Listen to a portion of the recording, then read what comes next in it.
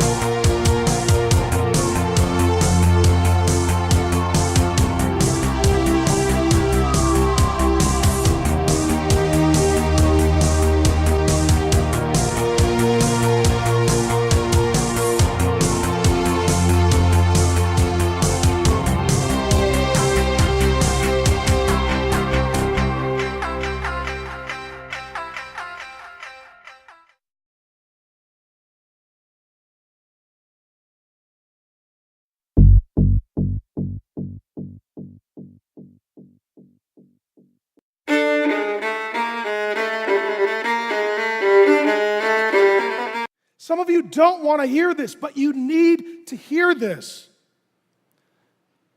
You live in an age in which you are told you are basically a good person. God is only love. There is no wrath. He has no enemies. That's not true. That's not true. It doesn't end well for Haman. It doesn't end, and he lived happily ever after, and he had a change of heart, and all went well. And for some of you, that is your fate at this moment. It's not going to end well for you. You should know that you will be standing in the presence of a great king, and he will have a perfect wrath, and you should be terrified.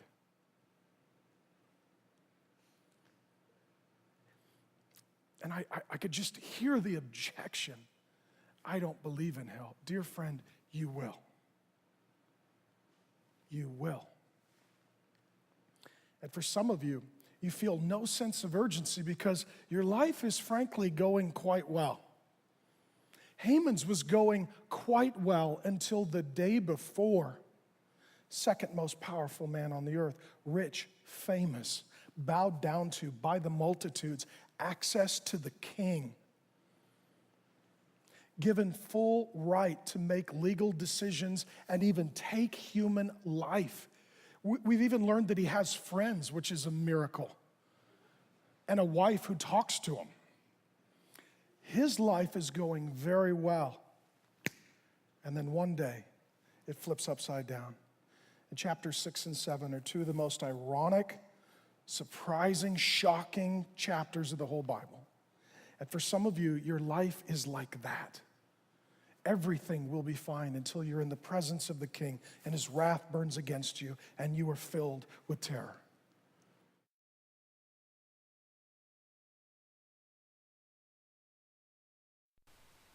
St. Helen was the mother of the future Emperor Constantine I, the first Christian Roman emperor. She was born in about 250 AD in the city of Drepanum on the Gulf of Nicomedia. She married the Roman Caesar Constantius Chlorus I and gave birth to their son Constantine about 272. Constantius divorced St. Helen around 289 to marry Theodora, the stepdaughter of the Emperor Maximian. When her son Constantine was declared Augustus, or Emperor of the Roman Empire in 306, St. Helen returned to a foremost position of honor.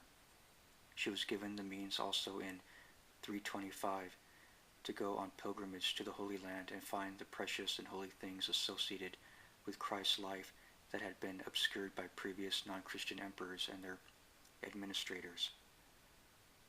St. Helen found the tomb of Christ, the place of his crucifixion, the true cross, the nails that pierced his side, and a part of his tunic. Churches were built on these holy places, and also the site at the foot of Mount Sinai where the burning bush still grew. Pious and devout St. Helen went to live with Christ, whom she loved in 330.